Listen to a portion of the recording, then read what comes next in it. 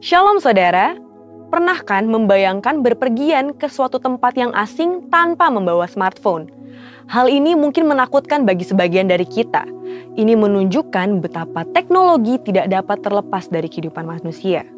Sehari-hari teknologi membantu hidup kita menjadi lebih baik, lebih mudah dan lebih efisien.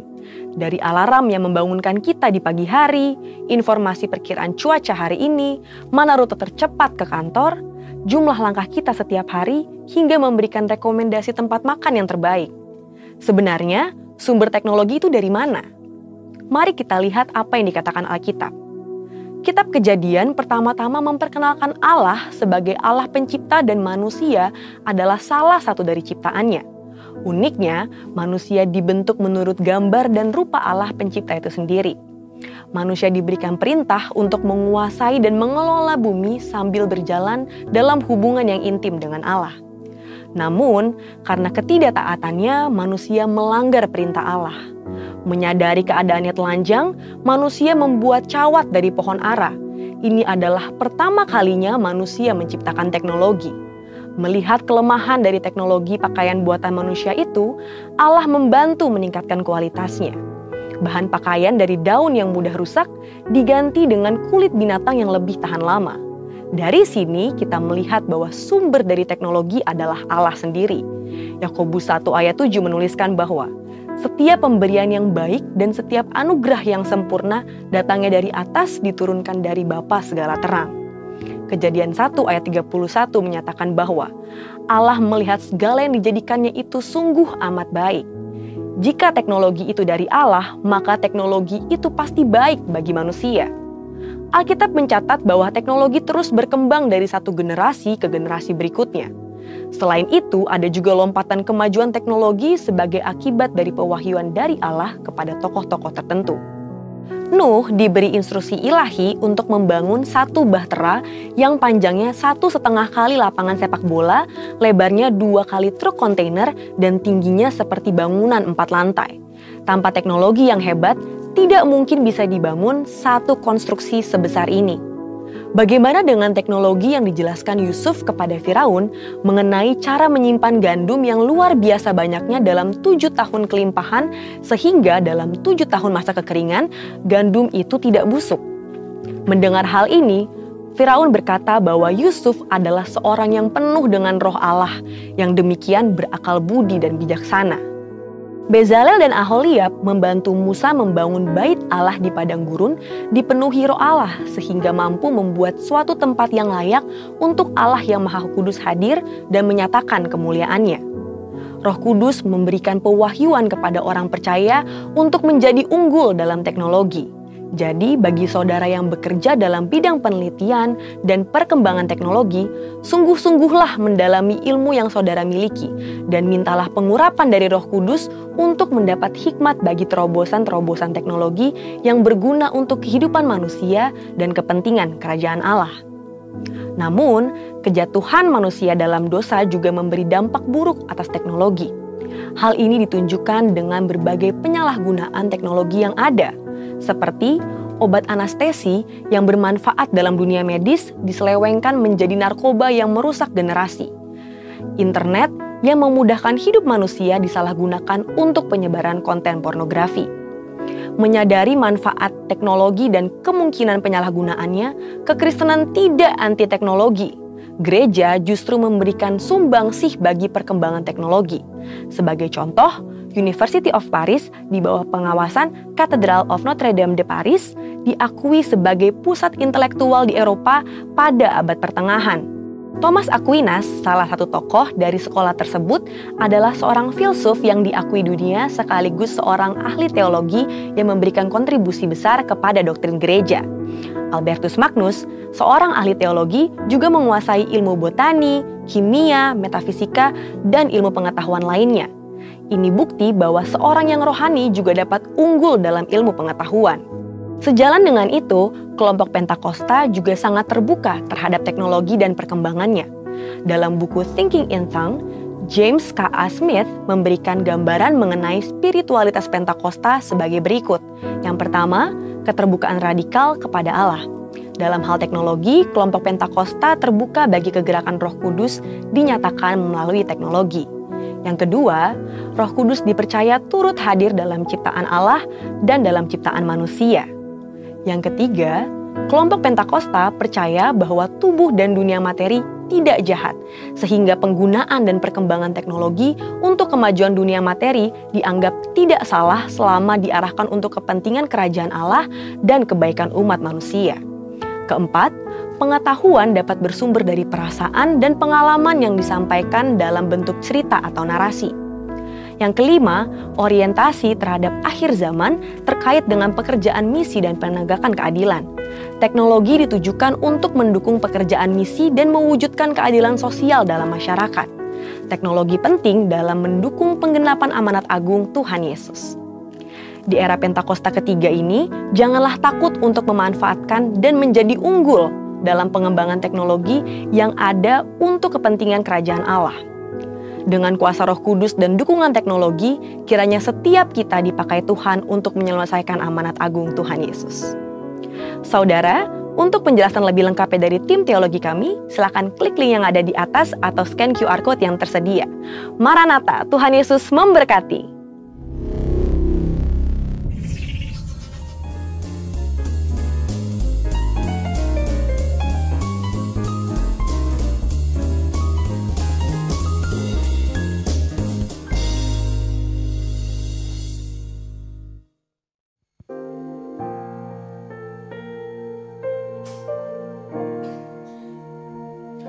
Kasih Tuhan sungguh mulia, tulus dan sempurna mengasihiku. Pengorbanan di Kalvari sungguh berharga, kau tebus dosaku. Terpujilah Tuhan Yesus, ditinggikan di atas pujian.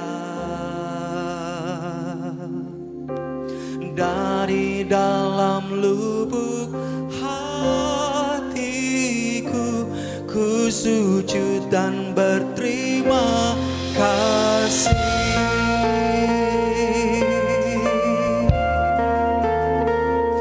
Kasih Tuhan tak bersyarat,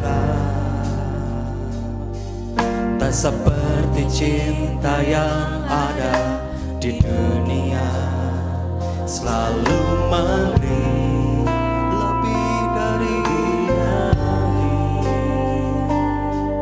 yang layak ku terima di hidupku. Terpujilah Tuhan Yesus, ditinggikan di atas pujian.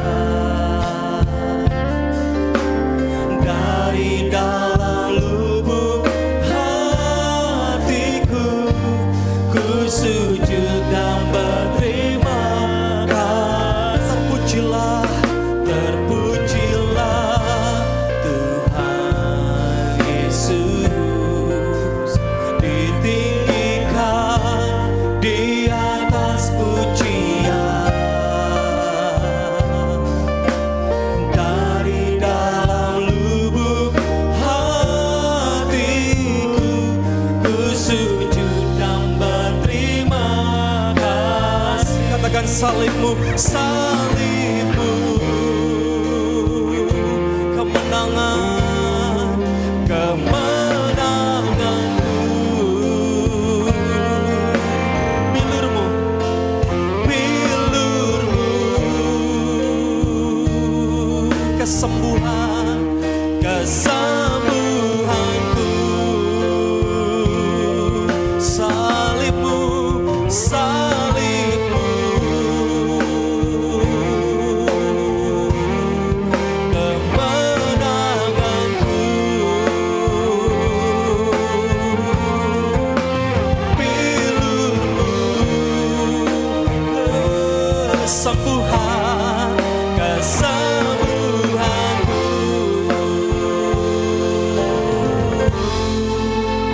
Terpujilah Tuhan Yesus,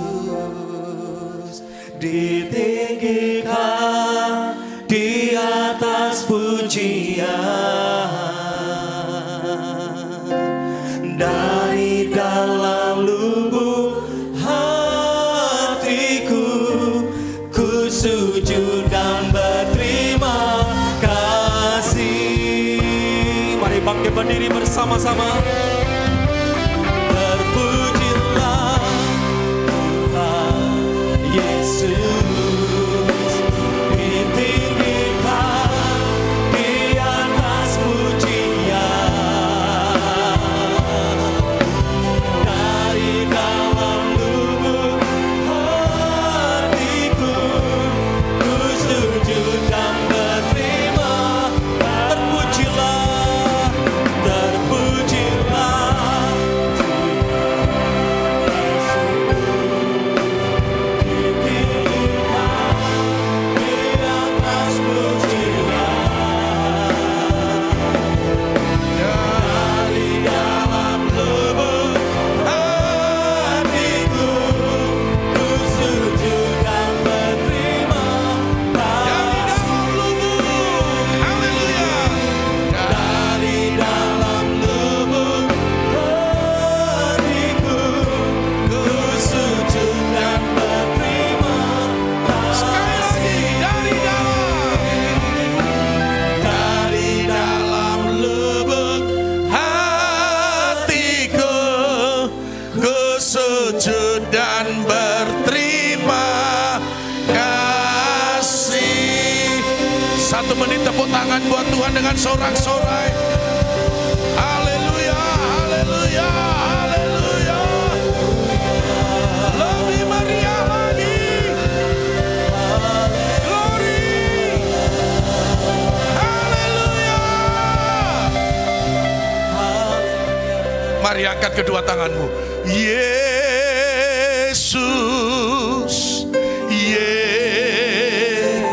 Kau berarti.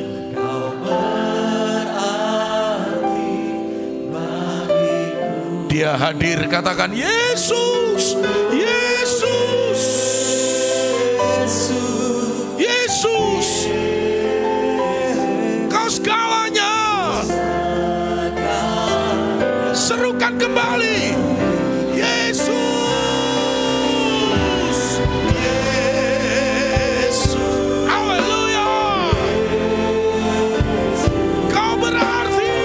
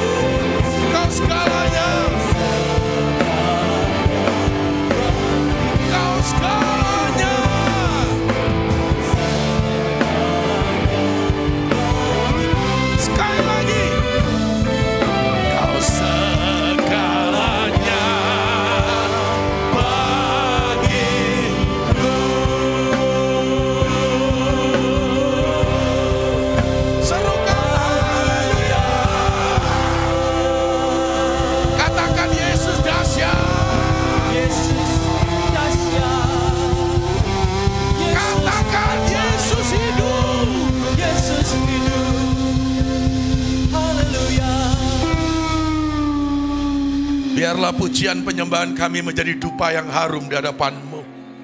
Engkau melangkah turun dari surga, dari tengah-tengah kami, menjamah dan melawat setiap anak-anak-Mu yang lemah dikuatkan oleh Tuhan, yang sakit disembuhkan oleh Tuhan, yang berbeban berat mengalami kelegaan oleh Tuhan Yesus. Sebab mukjizat Tuhan masih terjadi bagi kami. Biarlah firman-Mu menuntun kami, membawa kami untuk hidup berkenan di hati-Mu, menyenangkan hati-Mu, dan Tuhan nama-Mu dipermuliakan. Roh Kudus, Engkau menolong kami untuk mengerti isi hati-Mu. Dalam nama Yesus kami berdoa. Yang siap diberkati firman Tuhan, sama-sama katakan tepuk tangan bagi Tuhan. Kasih tos kanan kirimu, katakan kamu dahsyat bersama Yesus. Amin. Silakan duduk semuanya. Shalom. Bagaimana kabarnya siang hari ini? Siapa yang membuat engkau luar biasa? Apa buktinya? Oh, bisa beribadah. Awas kalau nggak beribadah nggak luar biasa kau. Oras. Baik, saudara-saudara, dalam kebaktian pertama tadi saya sampaikan firman Tuhan dengan tema menantikan pertolongan Tuhan. Dalam kebaktian yang kedua saya sharing dengan tema hidup menyenangkan Tuhan. Tentunya kita menjadi pribadi yang pernah menyenangkan orang lain. Tetapi kita juga menjadi pribadi yang pernah merasa disenangkan. Setuju, katakan amin. Ada nggak di sini selama hidupmu nggak pernah merasa senang? Ada nggak? Nggak ada ya? Berarti memang ya itulah, ada waktunya kita merasa senang, nah begitu ya. Apalagi yang sedang pacaran, mau makan, ingat kamu. Saudara ya, senang terus rasanya saudara ya. Tapi hari ini kita akan belajar firman Tuhan, karena tema firman Tuhan bulan Maret ini adalah hidup menyenangkan Tuhan di Gebro. Ayo bro. Katakan sama-sama, menyenangkanmu. Terus, hanya itu. Udah sampai sini dulu. Kasih tahu karena nyanyi mutok yang enak. Kerinduan kita apa? Serius mau menyenangkan hati Tuhan? Apapun yang terjadi tetap menyenangkan hati Tuhan? Apapun yang terjadi tetap menyenangkan hati Tuhan. Alah gayamu ya. Coba kita lihat saudara ya. Yuk kita buka Alkitab kita dalam 1 Tesalonika 2 ayat yang keempat. Tidak, ya oke. Kita baca sama-sama yang sudah ada di sini. 2, 3. Tidak, kami tidak berbicara untuk menyenangkan hati orang, melainkan untuk menyenangkan apa? Hati Allah yang menguji hati kami, sebab kami dianggap layak oleh Allah untuk apa? Menyebarkan. Nah, ayat ini mendorong kita, apapun yang kita lakukan adalah yang utama menyenangkan hati Tuhan. Setuju, katakan amin. Setuju? Ibu-ibu kalau masak menyenangkan hati suami atau menyenangkan hati Tuhan? Alah gayamu. Nih, ibu-ibu kalau mengerjakan pekerjaan-pekerjaan rumah, menyenangkan suami atau menyenangkan hati Tuhan? Hati Tuhan. Bapak-bapak kalau bekerja, menyenangkan hati pimpinan atau hati Tuhan?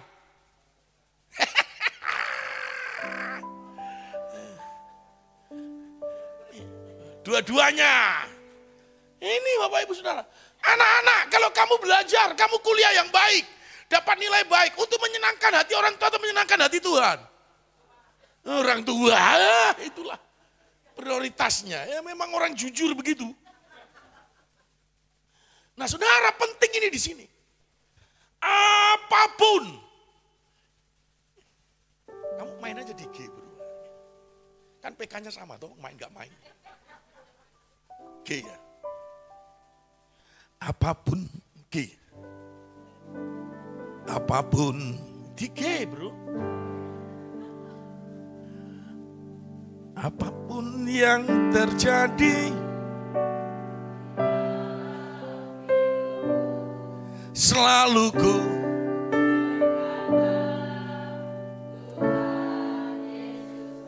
Nah, sampai sampai sini. Kira-kira kalau saudara nyanyi kayak gini, hati Tuhan senang apa sedih? Yakin ya, apapun yang terjadi, Tuhan Yesus baik. Gaji suamimu gak naik-naik?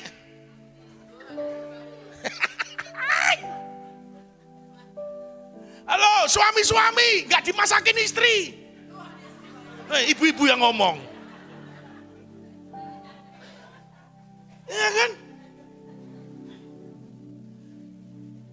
Nih, anak-anak muda, kamu tidak meraih apa yang seperti kamu inginkan dalam hidupmu karena kondisi orang tuamu. Tuhan Yesus tetap yakin.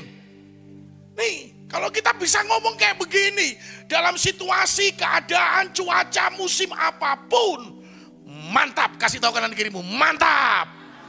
Dalam keadaan sehat Tuhan Yesus, dalam keadaan sakit Tuhan Yesus, dalam keadaan kelimpahan Tuhan Yesus, dalam keadaan minus, nes Tuhan Yesus. Alah gayamu. Apapun yang terjadi, selalu ku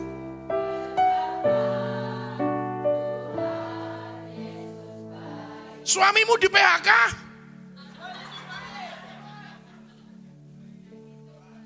nangis bombay, nggak dikasih lagi bulanan sama suamimu. Katamu apapun yang terjadi Tuhan Yesus baik. Nah, berarti masih milih-milih. Kalau mengenakan, menyenangkan, mengasihkan, mengapa lagi? Membahagiakan Tuhan Yesus. Kalau menyengsarakan, menderitakan Tuhan Yesus. Kasih tahu orang, mantap kau, mantap. Gayamu tak ini. Ada banyak hal yang kita bisa lakukan dan itu menyenangkan hati Tuhan. Saudara dikasihi Tuhan Yesus, tidak untuk menyenangkan hati orang. Kalau apa yang kita lakukan, tujuan kita, fokus kita, yang utama adalah menyenangkan hati Tuhan, percayalah itu juga akan menyenangkan orang-orang di sekitar kita. Suami kalau menyenangkan hati Tuhan akan menyenangkan hati istri. Istri kalau menyenangkan hati Tuhan akan menyenangkan hati suami. Haleluya. Walaupun kadang-kadang wanita itu makin bertambah usia, seperti radio yang paling sulit untuk ketemu frekuensinya. Tapi saya percaya ibu-ibu di sini baik-baik semuanya. Kalau di gereja.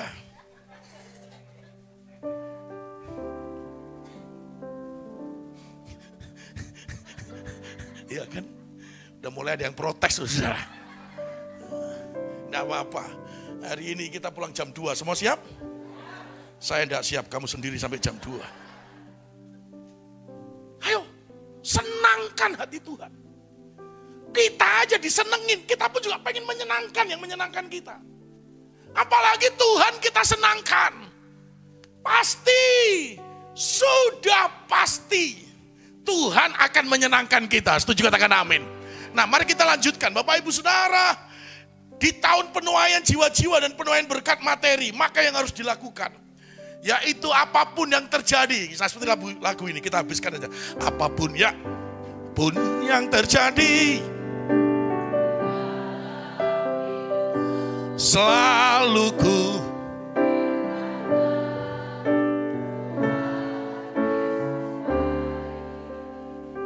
dalam segala yang tetapku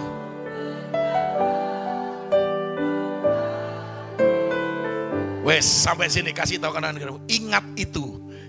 Kasih tahu, ingat itu. Dalam segala hal Tuhan Yesus tetap baik. Dalam keadaan enak Tuhan Yesus tetap. Dalam keadaan kurang enak Tuhan Yesus tetap. Dalam cuaca apapun Tuhan Yesus tetap. Rumah kebanjiran Tuhan Yesus tetap. Nah, itu yang ngomong pasti gak kebanjiran itu. Tetap baik. Naik promosi jabatan Tuhan Yesus baik. Gak dinaik-naikin. Tubuhmu mengembang ke kanan ke kiri.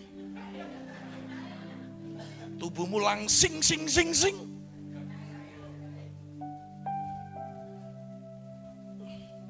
Beberapa ciri orang yang menyenangkan hati Tuhan. Ibu-ibu, pernah nggak disenangkan oleh suami? Senang ya? Pernah nggak? Kok kayaknya jarang ya? Karena yang jawab cuma berapa orang. Ibu-ibu, pernah nggak disenangkan oleh suami? Sering apa jarang? Wih, mantap di sebelah kiri nih. Sebelah sini kayaknya agak kurang, saudara ya. Senang ya? Disenangkan suami, senang ya? Kira-kira suamimu hari ini sama dulu waktu pacaran sama atau beda? Loh kok beda? Beda-beda tipis ya. Jujur ya. Kalau dulu lagi pacaran, sayang mau kemana? Aku jemput ya. Alah, aku anter ya. Sekarang sudah menikah sekian tahun, disuruh pergi sendiri, jalan sendiri. Oh Tuhan, aku percaya itu yang ngomong kayak gitu gak ada suaminya di sini. Nah, Pak, sebentar, dia menang dulu, biarin ya. Sekarang saya balik dengan bapak-bapak. Bapak-bapak di sini pernah nggak disenangkan istrinya? Pernah ya? Ya nggak, jawabmu kayak orang puasa aja. Pernah nggak disenangkan istrinya?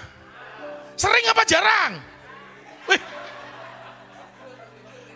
Ada yang jarang, ada yang sering, ada yang selalu. Ini yang selalu ini di bawah tekanan kayaknya.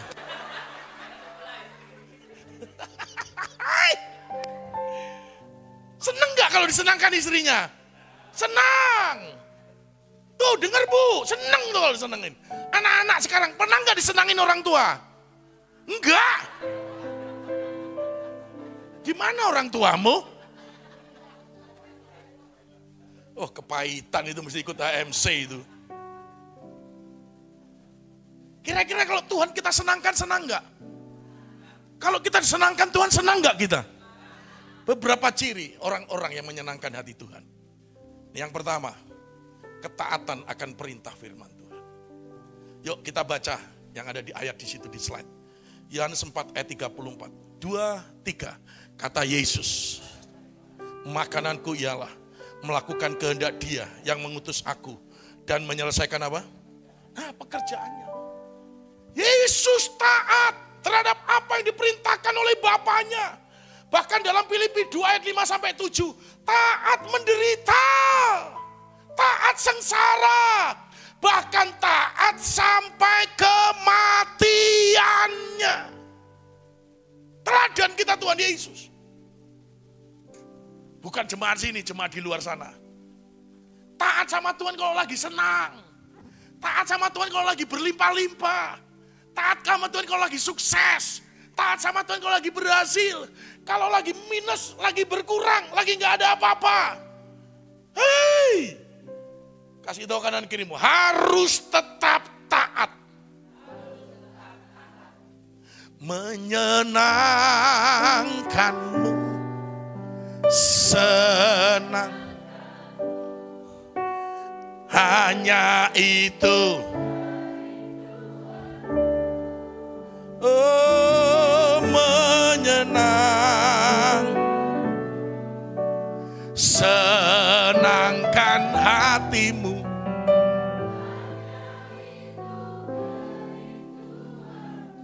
Halo, saya mau tanya, kerinduanmu cuma sampai minggu ini aja atau sampai bulan ini aja? Sampai kapan kerinduanmu menyenangkan hati Tuhan? Sampai kapan? Kasih tahu kanan kirimu, dicatat malaikat. Sampai selamanya. Sampai garis akhir. Tidak ada sedikit pun yang meragukan kita untuk tetap menyenangkan hati Tuhan. Nah, untuk menyenangkan hati Tuhan, maka ciri yang pertama taat. Untuk melakukan apa yang menjadi kehendak Tuhan. Taat untuk melakukan apa yang diajarkan oleh perintah firman Tuhan. Taatnya mut-mutan atau konsisten. Taatnya dengan setia atau seenak kita. Setia, slide berikutnya. Dalam situasi apapun, taat kepada Bapa. Ya, Allah juga setia dengan firman. Allah pun juga setia. Kalaupun kadang-kadang kita nggak setia, Tuhan pun juga tetap setia dalam hidup kita. Nah Bapak Ibu sudah dikasih Tuhan Yesus. Termasuk ini menyenangkan hati Tuhan. Slide berikutnya. Mempersembahkan hidup kita bagi Tuhan. Ku persembahkan hidupku kepadamu.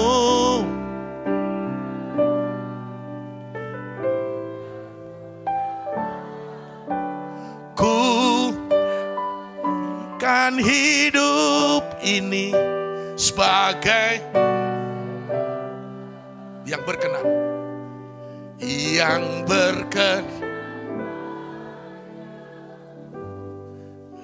Mantap.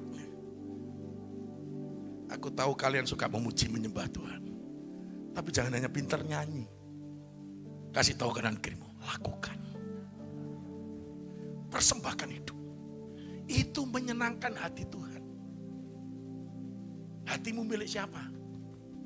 Halo, jawab. Hatimu milik siapa? Tubuhmu milik siapa? Pikiranmu milik siapa? Ibu-ibu, dompet suamimu milik siapa? Orang jujur masuk surga. Ibu-ibu, dompet suamimu milik siapa? Milik saya. Milik istri. Oh, ketahuan tuh. Suami S semua, U uang, A adalah M, milik I. Ibu-ibu matrek ke laut aja. Persembahkan hidup, penyembahan dan juga memberikan persepuluhan. Percayalah, ujilah aku kata Tuhan. Maka aku akan membukakan tingkap-tingkap di langit. Di mana langit yang terbuka itu membuat berkat tetap tercurah dalam hidup kita. Pohon anggurmu akan terus-menerus berbuah. Apa yang kita lakukan, apa yang kita usahakan, apa yang kita kerjakan. Karena berkat Tuhan, kita mengembalikan milik Tuhan persepuluhan. Tuhan akan berkati, setuju katakan amin. Tuhan akan menghalau belalang pelahap, orang-orang yang mau menipu, orang-orang yang mau mencurangi, orang-orang yang mau merampok. Tuhan halau. Bahkan Alkitab berkata, engkau akan menjadi orang bahagia. Bahagia itu tidak bisa dinilai, tidak bisa dibeli dengan uang. Halo, Bapak Ibu Saudara, kalau hatimu bahagia, engkau makan apa saja tetap bahagia. Ya, pernah lihat orang yang hatinya lagi sakit, hatinya lagi kecewa, sekalipun diajak makan di hotel bintang 5, kira-kira makanannya enak atau enggak? Yang enak itu lagi kelaparan itu berarti. Kalau hatimu bahagia, engkau makan tahu, tempe, itu udah rasa empal gentong dan rendang. Bahagia. Nih, yang pertama, melakukan kehendak Tuhan. Yang kedua, kita lanjutkan. Hidup dalam kasih dan pengampunan. Walaupun terlalu banyak yang menyakitkan. Jujur, saya mau tanya nih. Ada enggak orang-orang yang mengecewakan dirimu? Ada enggak orang-orang yang menyakiti dirimu? Ada enggak orang-orang yang melukai hatimu? Ada. Mengasihi.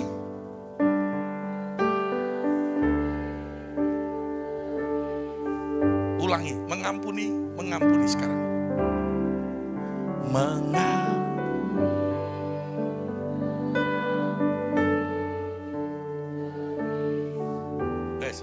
Nyanyimu fales gak dari hatimu itu? Ayo, Pak Pendeta enak ngomong, hei, di Alkitab itu. Saudara, renungan saya senang ada renungan hebat di sini. Saya pun juga membuat renungan tiap hari yang saya kirim kepada mahasiswa, kepada beberapa kelompok, kepada hamba Tuhan. Salah satunya Yusuf itu mampu menyelesaikan persoalan dalam dirinya.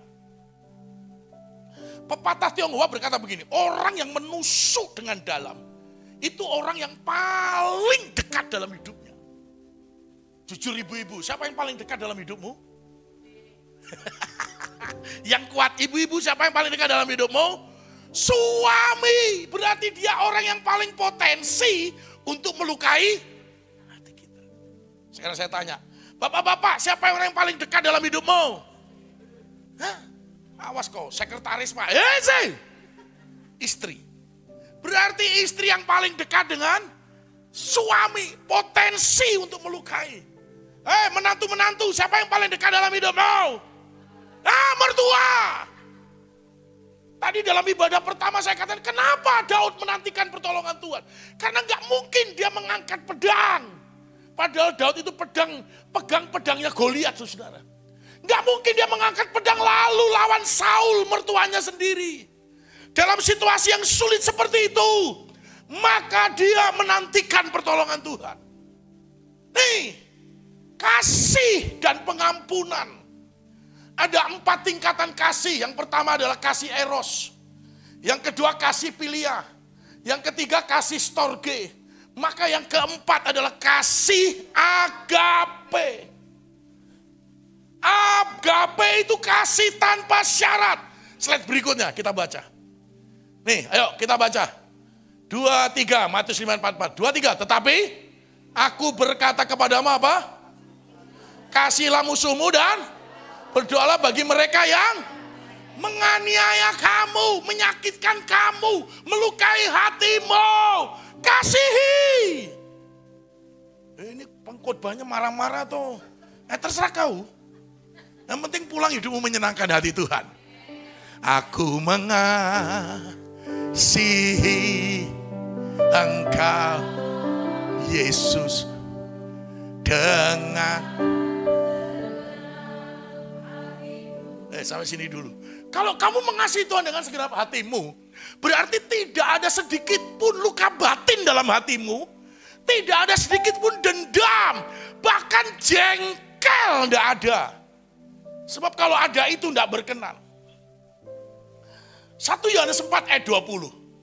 Ayo kita baca sama-sama. Bisa nggak ditayangkan? Miss, media. 1 Yohanes 4 ayat 20. Oh, David. Ya. Siapa yang itu? 1 Yohanes 4 ayat 20. Perjanjian lama ya, awas kok lama-lama. Nah ini, ayo kita baca sama-sama. 2, 3. Jikalau dan ia membenci saudaranya, maka ia adalah pendusta. Terus, karena barang siapa? Tidak mungkin. Ibu-ibu, suamimu kau lihat nggak? Lihat, suami-suami, istrimu kau lihat gak? Orang tua, anakmu kau lihat gak? Nah, kalau engkau tidak bisa mengasihi orang yang kau lihat, di kantor kamu lihat bawahanmu, atasanmu, lihat gak? Lihat. Kalau kamu tidak mengasihi orang yang kau lihat, bagaimana kau bisa mengasihi yang tidak kelihatan, yaitu Allah? Jangan ada dusta.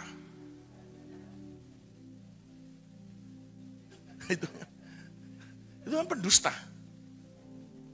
Bahasa Ibraninya bijui.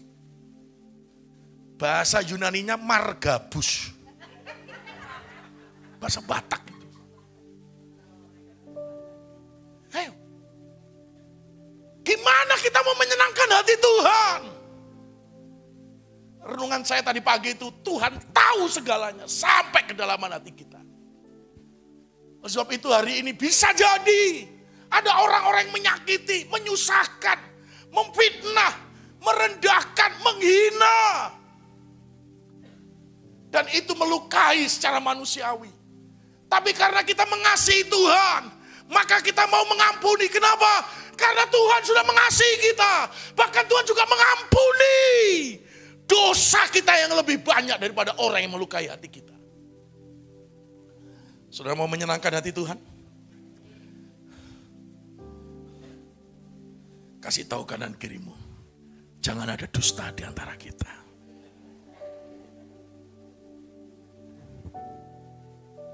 Yang ketiga, lanjut slide-nya. Hidup dalam kerendahan hati dan mengandalkan Tuhan. Lawan dari kerendahan hati apa? Tinggi hati. Itu bahasa Indonesia, rendah tinggi. Sombong, ayo pengalamanmu apa lainnya? Angkuh, ayo lainnya lagi. Congkak, oke. Songong aja. Ayo, apalagi lawan rendah hati apa? Sembrono. Berlagu, ayo. Banyak yang mantan-mantan begini, ayo. Apalagi, ya? Bertingkah. 2 lagi. Sengak. Egois. Ini bahasa mana? Sengak.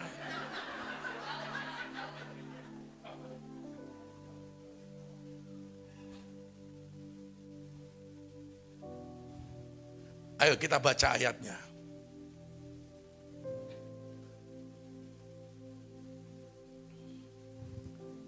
Kita baca 2, 3. Orang yang seperti anak, dialah yang sampai situ aja ayatnya, itu tambahan aja. Seperti anak kecil. Ada enggak anak-anak kita yang pernah meragukan orang tuanya? Papa, mama, aku enggak yakin besok bisa makan. Ada yang begitu enggak? Papa, mama, aku enggak yakin nanti malam bisa makan. Tidak ada.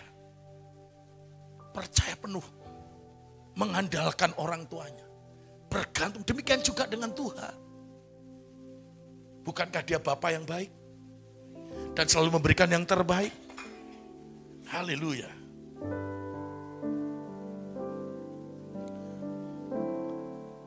Ku bersyukur.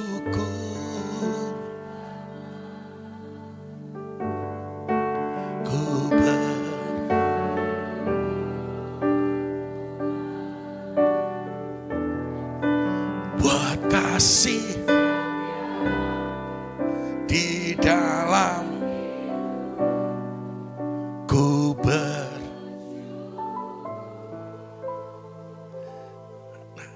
salah satunya dengan mengucap syukur kepada Tuhan. Itu bentuk kita mempercayai, mengandalkan Tuhan dalam hidup kita. Ayo, hidup dalam kerendahan hati. Rendahkan dirimu di hadapan Tuhan, Yakobus 4 ayat 10. Bisa enggak ditayangkan? Yakobus 4 ayat 10.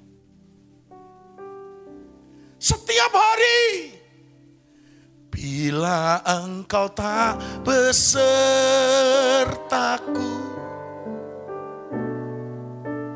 ku tak mau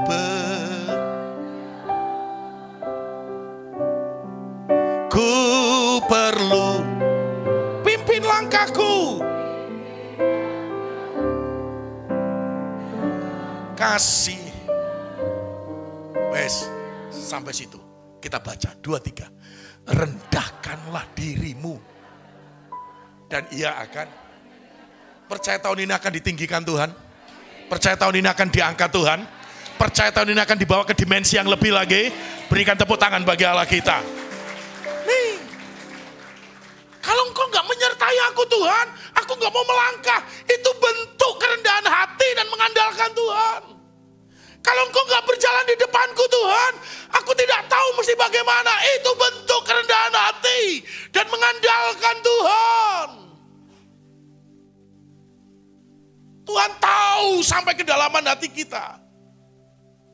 Kita menjadi orang yang sombong atau menjadi orang yang mengandalkan Tuhan, rendah hati di hadapan Tuhan.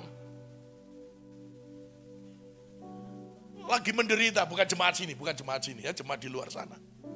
Lagi susah hidup ya, susah, sengsara, sulit, sukar, apalagi SS. Sedih, 5 lagi. Susah, sulit, sengsara, sukar, sedih, apalagi 5 S. Stres, pengalamanmu stres. Sengsara apalagi SS. Sudah tadi. S. Stroke. Oh Tuhan tolong. Tapi bener S depannya kan stroke-nya. S lagi, 2 lagi SS. Sakit, oke 1 lagi. Sudah sengsara. Sarap. Terus pergumulannya berat-berat di sini ya. Sampai kena saraf segala macam. Oh Tuhan ampuni dia.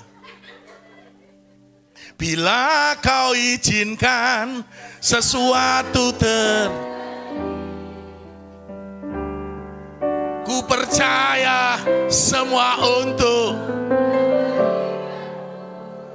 Bila nanti ku percaya memulih. Percaya enggak sih? Kadang-kadang Tuhan izinkan sesuatu yang sulit tadi. 10S sampai saraf. Tuhan izinkan supaya kita menjadi pribadi yang rendah hati. Supaya kita menjadi pribadi yang mengandalkan Tuhan. Mazmur 34 ayat 20. Kemalangan orang benar itu banyak. Kalau nggak percaya angkat bro, ayatnya bro. Mazmur 34 ayat 20. Baca sama-sama dulu sampai koma. 2, 3. Kasih tahu kanan kirimu, ayat itu kayak hidupku, kasih tahu. Sebentar, sampai koma doang dulu. Semangat ya. Kemalangan orang benar. Kasih tahu kanan kirimu, ayat itu kayak hidupku kayak gitu. Berarti kita orang benar. Nah ini, tetapi apa? Tuhan melepaskan dari semuanya itu. 100 kemalanganmu, 100 kali Tuhan akan melepaskan. Tapi sebelum Tuhan melepaskan, kita harus merendahkan hati, mengandalkan Tuhan. Mau mengandalkan Tuhan? Engkau akan dilepaskan dari semua kemalanganmu. Nih, dan itu menyenangkan hati Tuhan. Gak ada tuh ayatnya. Sedikit kali orang benar susahnya. Gak ada. Kemalangan orang benar. Kesusahan orang benar. Pergumulan orang benar. Masalah orang benar. Penderitaan orang benar. Kasih tahu kanan kirimu. Sudah sadar kau? Banyak. Tujuannya apa? Makin ada beban. Makin merendahkan hati, makin ada pergumulan, makin tersungkur, makin ada pergumulan lagi, makin mengandalkan Tuhan. Itu menyenangkan hati Tuhan. Menyenangkan.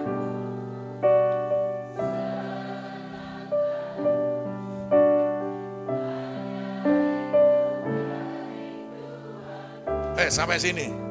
Ini baru nomor 3, ada 7 saudara. Makanya jam 2 kita pulang. Semua siap? Saya nggak siap, kamu sendiri sampai jam 2. Oke, sekarang yang keempat. Apa yang keempat menyenangkan hati Tuhan? Hidup dengan pengorbanan. Berkorban itu artinya mengalahkan kepentingan diri sendiri demi kepentingan orang lain. Dan saya mendapati di Alkitab, orang-orang yang hidup dalam pengorbanan itu mendapatkan berkat yang besar dalam hidupnya. Contoh, Lukas 21 ayat 1 sampai 4. Ada wanita hanya dengan 2 peser. Itu yang dia miliki, tinggal itu saja yang dia miliki. Enggak ada yang lainnya. Kasih tahu kanan kirimu, kita masih banyak, kasih tahu. Ya, wanita itu tinggal 2 peser. Udah gak ada lagi, kata Tuhan Yesus, itu yang dimilikinya. Tapi dia mau korbankan untuk dipersembahkan. Sampai hari ini kita gak pernah tahu siapa nama wanita itu. Tentunya bukan Boru Situmorang, si Lalahi, si Hite. Si Tinjak, Parangin-angin, si Dabutar, tentunya bukan itu. Karena gak ada nama-nama itu dalam nama orang Yahudi. Si Laban. Istriku Manurung loh, sorry ya. Ya, tentunya, tapi hari ini hanya 2 peser. Kalau kita baca apa yang diajarkan Tuhan Yesus, ribuan tahun dibaca orang. Contoh lagi, pengorbanan. Janda Sarfat, 1 Raja-Raja 17 ayat 10 sampai dengan ayat 16. Tinggal tepung dikit, minyak sedikit, dia udah ngomong nih. Sekali olah buat aku dan buat anakku, habis. Tapi Elia berkata, buat dulu aku. Dia berkorban, dia lakukan itu. Hari itu tepungnya habis, hari itu minyaknya habis. Tapi besok begitu dia mau masak, dia lihat tepung dalam tempayan. Masih ada atau enggak ada? Ada lagi. Minyak dalam buli-buli, ada atau habis? Ada lagi, tiap hari ada. Dan saya dapat itu mujizat terpanjang 3,5 tahun. Setiap hari terjadi mujizat. Karena mau berkorban. Ayo. Manusia akhir zaman egois. Manusia akhir zaman mementingkan diri sendiri. Manusia akhir zaman selain egois mementingkan diri sendiri apa? Tidak peduli dengan orang lain. Manusia akhir zaman selain egois tidak peduli mementingkan diri sendiri apa lagi? Mengasihi diri sendiri. Haleluya. Tapi kalau saudara mau hidup menyenangkan hati Tuhan, ayo berkorban. Seharusnya ini untuk aku. Seharusnya buat aku. Untuk aku aja masih berkurang. Tapi teladan kita Yesus. Dia mau mengorbankan nyawanya. Setuju katakan amin? Ayo kita baca dulu ayatnya. Haleluya. Markus 10. Baca sama-sama. 2-3. Karena anak manusia bukan untuk, melainkan untuk, dan untuk memberikan apa? Nyawanya menjadi tebusan bagi hanya orang. Kadang-kadang pelayanan di gerejanya minta waktumu. Tapi engkau tidak mau berikan. Belum nyawamu. Nih, berkorban. Itu menyenangkan hati Tuhan.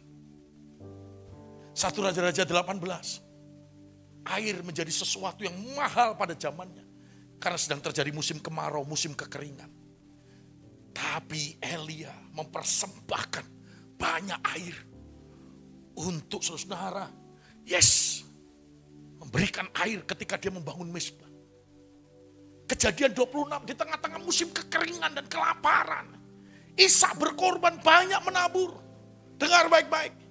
Banyak petani berpikir kalau aku menabur makin berkurang nih. Gandumku makin berkurang nih benih di tanganku. Lebih baik aku simpan di lumbung. Tetapi di sisi lain ada petani yang banyak menabur, berkorban. Dengar, pada waktu musim panen kira-kira si A dan si B kira-kira paling banyak memanennya yang mana? B. Saudara, ayo. Berkorban adalah salah satu juga cara untuk menyalibkan diri sendiri. Ku telah mati dan tinggalkan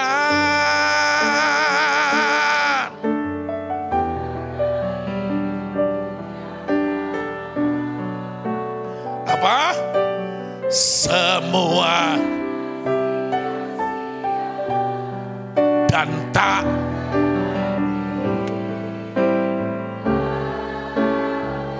sampai sini. Cara hidup yang lama seperti tadi, egois, mementingkan diri sendiri, gak peduli dengan orang lain, hanya diri sendiri, mengasihani diri sendiri, tidak mau tahu dengan orang lain. Itu manusia lama.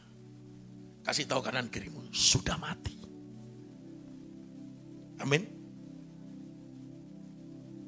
Ya. Mateo. Itu bahasa Batak. Dikit-dikit aku tahu lah. Porumanurung. Haleluya. Orang pikir itu saya orang Batak. Kalau orang lihat nama Nugroho, enggak mungkin orang Batak ada nama Nugroho. Ya kan? Orang kalau lihat mukanya, lalu saya sebetulnya diangkat anak sama orang Batak. Marga Pasar Ibu. Yang punya Pasar Induk, Pasar Impres, Pasar Senen, Pasar Seribu. Pasar gede, pondok gede ya. Semua sukacita. Ayo senangkan hati Tuhan. Berkorban. Sebetulnya untuk aku. Aku saja masih berkurang. Ini yang terakhir buat aku kata janda sarapan. Tapi dia mau berkorban. Dan Tuhan pelihara selama musim kekeringan. Sama juga kayak Ishak. Dia mau menabur di masa-masa kelaparan, di masa-masa kekeringan. Tuhan berkati.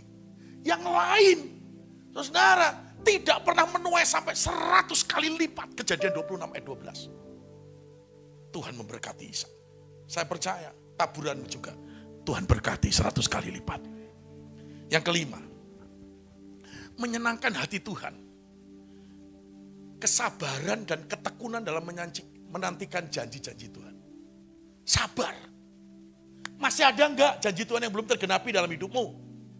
Halo, masih ada enggak? Masih, janji penuaian. Jiwa-jiwa, janji berkat. Janji kau naik menjadi kepala bukan ekor. Janji hari esok yang penuh harapan. Janji semua akan ditambahkan kalau engkau mencari kerajaan Allah dan kebenarannya. Masih ada. Sementara hari ini kita juga sedang menantikan janji Tuhan. Mesti sabar. Halo bapak-bapak, pernah gak lihat istrimu marah-marah? Sering. Ini buka-bukaan ini. Enggak apa-apa. Ya kan, keterbukaan awal dari pemulihan. Tuh dengar tuh. Awas yang pulang dari gereja ributnya. Hai ibu-ibu, sering gak lihat suamimu marah-marah? Sering. Sama aja. Pantesan Pak kamu dengar istrimu marah-marah. Apa yang kau tabur kau? Oh Tuhan, salah itu ayatnya. Ayo sabar. Waktu Tuhan pasti, walau kadang tak lewati, ku tetap waktu pasti.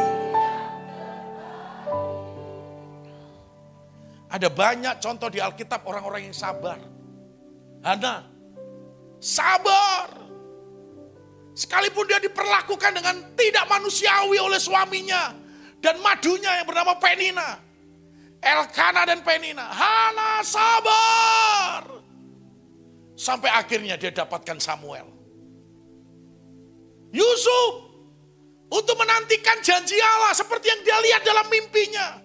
Matahari, bulan, 11 bintang sujud menyembah dia. Dia tunggu bertahun-tahun, sabar. Kalau sudah waktu Tuhan, semuanya akan tergenapi. Sama, hari ini kau pun juga begitu. Suamiku sungguh-sungguh bertobat, suamiku melayani Tuhan. Istriku bertobat, anak-anakku bertobat, keluargaku melayani Tuhan. Engkau sedang nantikan itu, sabar. Kau sedang merindukan pemulihan ekonomi, pemulihan berkat. Yang masih single, menantikan pasangannya, belum juga ada yang ngelirik. Sabar. Yang perempuan-perempuan gak usah kau ubah wajah yang sudah Tuhan berikan. Ya kan hidungnya ditambahin lagi. Dagunya dilancipin lagi. Telinganya ditinggiin lagi. Buat apa? Pipinya diamplas sampai habis. Giginya dimasukin. Halah. Sabar aja. Tadi pagi saya bilang alisnya diubah dari huruf U. Garis minus. Garis miring. Sampai akhirnya garis tegak. Dan terakhir karena tidak ada yang juga melirik. Sampai dicabutin semuanya. Halah. Sabar. Yang masih single-single, sabar. Pokoknya hidupmu menyenangkan hati Tuhan. Ada Ishak yang akan mendatangi engkau. Hai, say. Amin. Yalah. Kok ibu-ibu yang amin? Hei. Oh buat anaknya Pak. Oh ya buat anaknya ya. Ayo kita baca dulu ayatnya. Ibrani 12 ayat 2. Agak panjang dikit ya minggu ini gak apa-apa ya. Gak apa-apa kan? Ini kan puasa-puasa ya gak? Haleluya. Aku udah makan soto sih tadi. Asik. Ayo, kita baca 2-3. Hendaklah. Sebab dan memeliharanya dari Yesus tahan menderita. Ia tidak peduli bahwa mati di salib itu karena suatu hal yang memalukan. Ia hanya ingat akan kegembiraan yang akan dirasakannya kemudian. Sekarang ia duduk di sebelah kanan tata Allah dan memerintah bersama dengan Dia, sabar menanggung penderitaan. Tadi kan saya sudah bacakan, kemalangan orang benar banyak, penderitaan orang benar banyak. Makanya di tengah penderitaan sabar. Jangan pernah menyerah. Mukjizat saat sementara biar disiapkan medianya, suami istri, bapak ibu suami istri, boleh pegang tangannya, asik. Bukan hanya ini aja, semuanya asik-asik. Semuanya. Ayo Pak, pegang tangan istrinya kan? Ya, bukan orang lain kan Bu? Ayo pegang tangannya. Ayo Bapak pegang ibunya. Dulu waktu pacaran. Ada? Kalau adiknya, kakaknya sesama perempuan boleh. Laki-laki dengan laki-laki boleh. Ayo pegang. Ini Bapak langsung. Udah dipegang. Dah, nyanyinya jangan lihat saya. Lihat pasanganmu, lihat pasanganmu. Enggak loh, artinya lihat temanmu. Ini pendetanya lihat sahabatmu. Iya kan? Tidak selamanya sahabatmu itu juga tidak mengalami pergumulan. Amin. Tapi yang penting apapun yang terjadi tidak boleh menyerah. Ayo lihat kanan kirimu. Jangan pernah menyerah.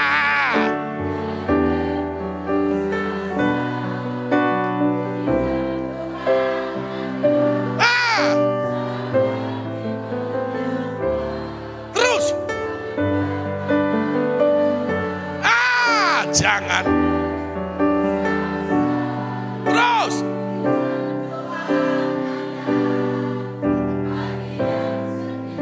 Dan percaya. Berikan tepuk tangan bagi Tuhan kita. Kan enak. Pulang gereja makin romantis. Kita bikin romantis.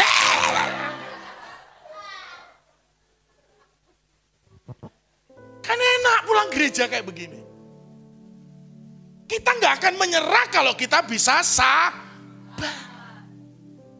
Ya kan? Apa? Semua naik. Apalagi mau lebaran. Sembako naik, telur naik, ayam naik. Walaupun disuntik pakai air, naik. Tapi gaji tidak naik. Suami nggak usah marah. Sabar. Ya kan? Suami pulang kantor. Istri cuma tahu, tempe, tahu. Tempe, tahu, tempe, bolak-balik itu aja. Suami protes, masa begini-begini terus makanannya. Istri bilang,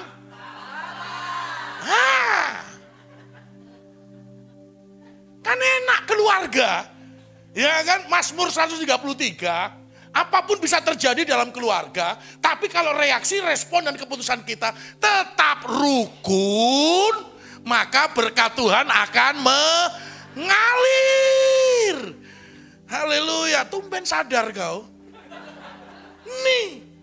Harus sabar. Ingat ibu-ibu, suamimu makin tambah usia. Suaramu harus makin keras. Sebab suami yang tambah usia pendengarannya juga makin.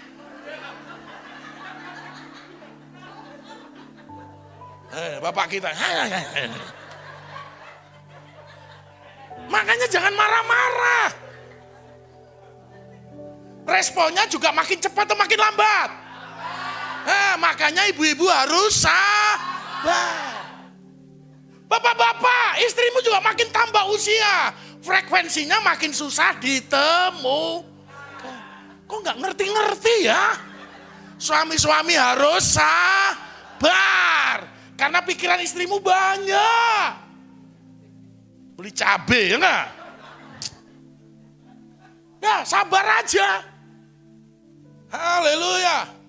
Kalau istri jadi bensin mudah terbakar, suami jadi Awas kok jadi pertamak, makin di air. Ayo, suami istri sabar. Memang ini masa-masa yang sulit. Masa-masa yang tidak mudah. Ekonomi pun juga tidak mudah. Sabar. Semua indah pada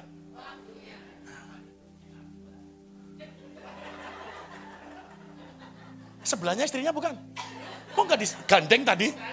Alah gayamu. Gandeng, sabar. Aku tahu pergumulanmu dan tekananmu. Makanya dia ngomong begitu. Ya kan? Yang penting sabar dan tetap bertekun sama Tuhan. Semua indah pada waktunya nanti. Lanjut. Bu Gembala mohon maaf, agak lambat dikit Bu Gembala. Yang keenam. Nah ini penting ini. Menyenangkan hati Tuhan. Menghasilkan jiwa-jiwa bagi kerajaan Allah. Ayo. Satu lagi Tuhan. Doamu tiap hari sebagai satu lagi Tuhan. Jiwa yang aku menangkan, satu lagi. Kasih tahu kanan kiri. Satu lagi. Setiap hari, satu lagi. Udah. Ini juga menyenangkan hati Tuhan. Apabila kita membawa jiwa-jiwa, memindahkan orang dari jalan menuju neraka kepada kehidupan yang kekal, surgawi. Dari orang-orang yang hidupnya di jalan yang lebar. Wah. Dan sadansi, pesta pora, apalagi itu? Pengalamanmu dulu, ayo.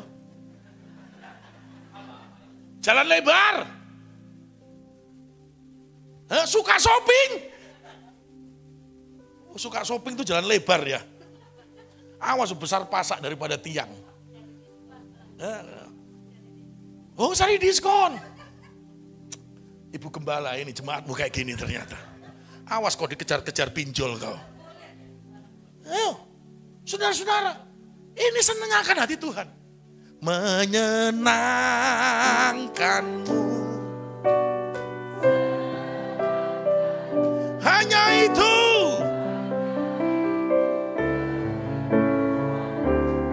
Sampai sini dulu. Ayo kita baca Yohanes 15 ayat 8. Semua di sini murid Tuhan Yesus. Tapi Tuhan punya standar.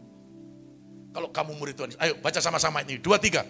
Kalau kalian berbuah banyak, Bapakku diagungkan, dan dengan demikian kalian betul-betul menjadi. Nah, ini terjemahan baru 2. Kalau saudara dan saya pengikut Yesus, maka tanda pengikut Yesus itu berbuah banyak. Berbuah apa? Yang pastinya salah satunya jiwa-jiwa. Ayo di masa penuaian. Pak Pendeta gimana caranya? Ada 4 sederhana saja. Saksikan yang pertama masa lalumu sebelum kenal Tuhan. Kan kita semua pernah dalam kegelapan karena belum mengenal Yesus. Ya kan? Sebelum kenal Tuhan hidupmu baik atau jahat? Orang jujur masuk surga. Sebelum kenal Yesus hidupmu baik atau jahat? Kudus atau kotor? Nah, puji Tuhan, gak apa-apa. Itu belum kenal Tuhan. Tapi yang kedua, saat engkau membutuhkan Tuhan. Peristiwa apa yang membuat engkau membutuhkan Tuhan? Sudah tidak ada yang menolong, sudah tidak tahu mesti buat apa lagi. Sana sini mentok, atas bawah mentok. Gak tahu mesti ngapain lagi. Engkau membutuhkan Tuhan Yesus. Yang ketiga, saat engkau bertobat. Mengakui dosa-dosamu di hadapan Tuhan. Dan yang keempat, sekarang saat engkau menjadi pengikut Yesus. Ada perubahan gak dalam hidupmu? Dikit apa banyak? Berarti dulu kamu banyak dosanya. Ya gak apa-apa. Yang penting sudah ini. Paulus gak ragu. Dalam Kisah Rasul 22 ayat 4 berkata, dulu, nomor 1, dulu hidup manusia lamanya. Aku penyiksa. Aku membuat orang menderita. Aku menyeret orang untuk dimasukkan ke dalam penjara. Bahkan dia berkata, dulu aku pembunuh manusia Paulus. Tapi karena perjumpaanku dengan Yesus, yang sekarang membuat aku melayani Yesus. Yang membuat aku sekarang mempersembahkan jiwa-jiwa. Melayani lebih. Sekali lagi, melayani. melayani.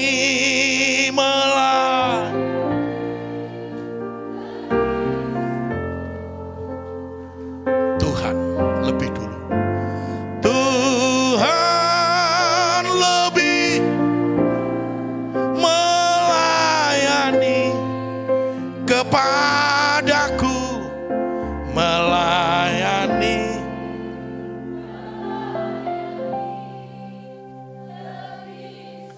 Siapa yang mau bawa jiwa bagi Tuhan Yesus, angkat tangan. Kasih tahu kanan kirimu, satu lagi. Setiap hari. Pokoknya harus setiap hari bersaksi. Ada yang menabur, ada yang menyiram. Tuhan Yesus menumbuhkan. Ada waktunya untuk dituai. Setuju katakan amin? Berikan tepuk tangan bagi Tuhan kita. Yang terakhir, yang ketujuh. Yang menyenangkan hati Tuhan. Banyak sih, tapi saya pilih 7 aja. Bertekun dalam doa dan iman. Ayo.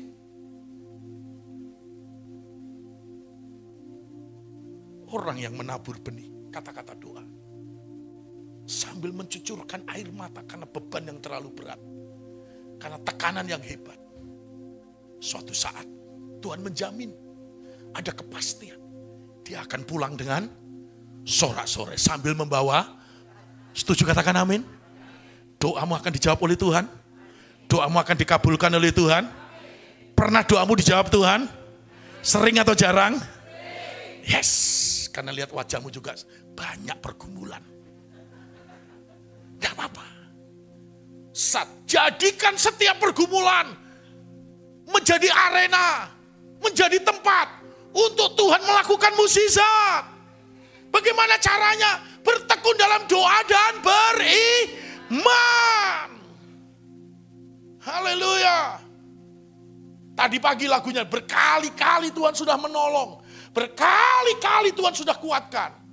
Maka Tuhan yang sama, kalau kita tetap berdoa, bertekun dalam doa, beriman kepada Tuhan. Berkali-kali juga tahun ini, Tuhan Yesus pasti menolong kita. Berikan tepuk tangan bagi Allah kita. Ayo. 1 ayat saja terakhir. 1 Tesalonika 5 ayat 17. Apa firman Tuhan? Tetaplah. Dalam situasi apapun tetaplah. Dalam tekanan apapun tetaplah. Dalam goncangan apapun tetaplah. Dalam kekurangan apapun tetaplah. Dalam penderitaan apapun tetaplah. Dalam ekonomi sesulit apapun tetaplah. Sekalipun musim kemarau tetaplah. Sekalipun badai menghantam tetaplah. Kasih tahu kanan kirimu, lakukan. Berdoa dengan iman. 2 orang sepakat. Tadi suami istri pegangan tangan. Alkitab menjamin Tuhan akan mengabulkan dari surga. Nih. Ayo ibu-ibu, kalau suamimu malu pak, udah tua pegangan tangan. Hai! Malu itu diri sendiri. Mau menyenangkan Tuhan atau menyenangkan diri sendiri? Hei ibu-ibu, mau menyenangkan Tuhan atau menyenangkan diri sendiri? Hilangkan rasa malu. Saya punya anak 1. Kalau malam itu sama istri sama anak bergandengan tangan. Udah. Haleluya. Saudara, ini 2 orang sepakat. Meminta apapun kata firman Allah. Dalam doanya, maka Tuhan akan mengabulkan dari surga.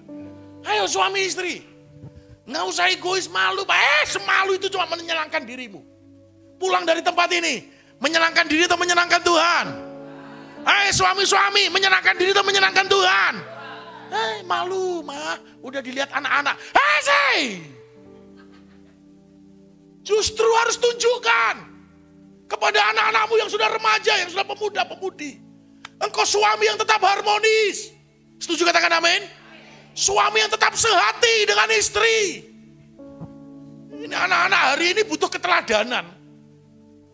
Ya, jangan perbesar masalah. Tapi perbesar kehidupan doa, api doa. Setuju katakan amin? Api iman, api penyembahan sampai roh kita terbakar. Sehingga anak-anak tuh lihat, iya ya papa mama banyak pergumulan. Yang aku lihat mereka tetap bergandengan tangan bertekun dalam doa. Jangan kayak yang di luar sana. Saling menyalahkan. Ribut. Tapi saya percaya jemaat sini baik-baik semuanya. Kalau di gereja. Dan di luar gereja. Setuju katakan amin? Ayo hari ini begitu. Udah. Saling menyalahkan tidak menyelesaikan masalah. Tapi kalau engkau berdoa bersama. Dengan iman. Bersehati, bergandengan tangan. 2 Tawarik 20:13. Bahkan anak-anak pun diajak berdoa. Itu menyenangkan hati Tuhan. Dan kalau Tuhan disenangkan, seperti kita, terhadap anak.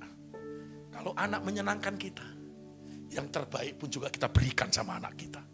Apalagi Tuhan, Dia Bapa yang baik. Slide yang paling terakhir. Tuhan dengan senang hati memberikan yang terbaik dalam hidup kita. Setuju katakan amin.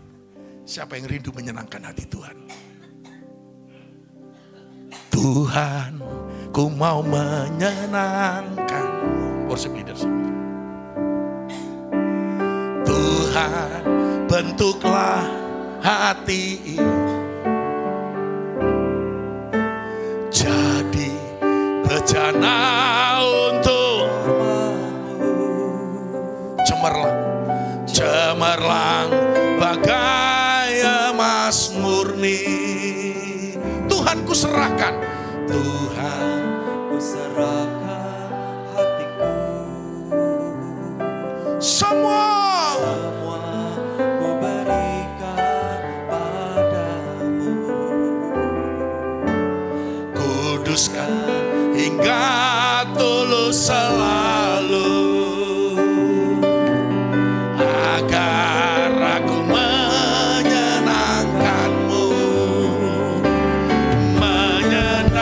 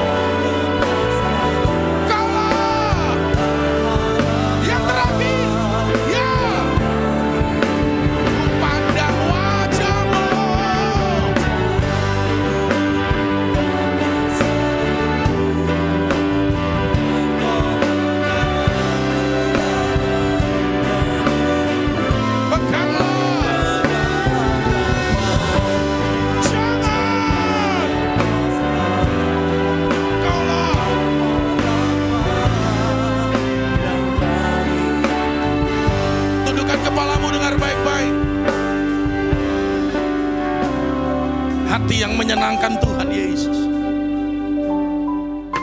melakukan kehendak Tuhan, hidup dalam kerendahan hati, hidup dalam kasih dan pengampunan, kata firman Allah, hidup dengan pengorbanan, kesabaran dan ketekunan, doa, dan bawa jiwa-jiwa bagi kerajaan Allah. Siang hari ini kau yang berkata, Tuhan, aku mau menyenangkan hatimu. Mari angkat tangan kananmu. Ku berikan hatiku dan jiwaku, semuanya bagimu. Di dalam hidupku, setiap waktu, nyatakan, ku berikan, haleluya, semuanya, amin, setiap waktu, oh, yang terakhir, ku berikan,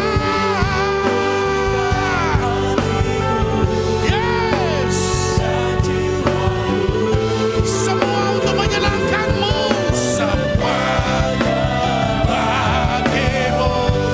Di dalam hidupku, setiap waktu, nyatakan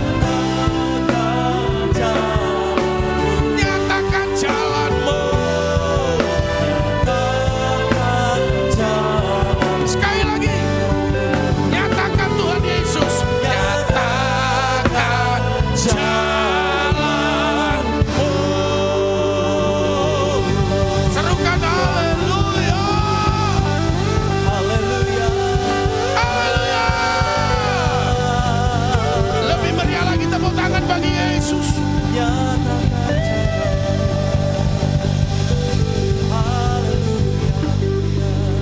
Engkau yang rindu menyenangkan hati Tuhan Yesus, mari angkat tangan kananmu.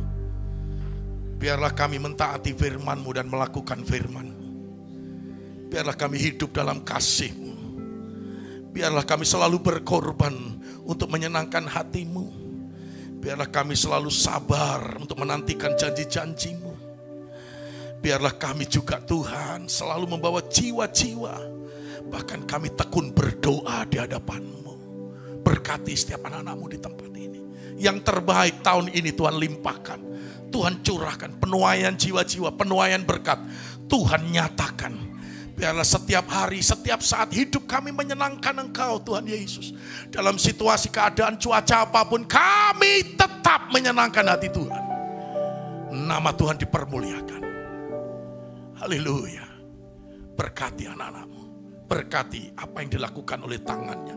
Berkati kehidupan, berkati keluarga, berkati anak-anak muda. Karena kami selalu ingin menyenangkan Engkau Tuhan. Terima kasih Bapa, terima kasih. Biarlah kami hidup dalam kebenaran-Mu. Hidup sesuai dengan hati-Mu. Sebentar kami mau berpisah. Kami mau terima berkat-Mu. Sama-sama nyanyikan pujian ini. Kira Engkau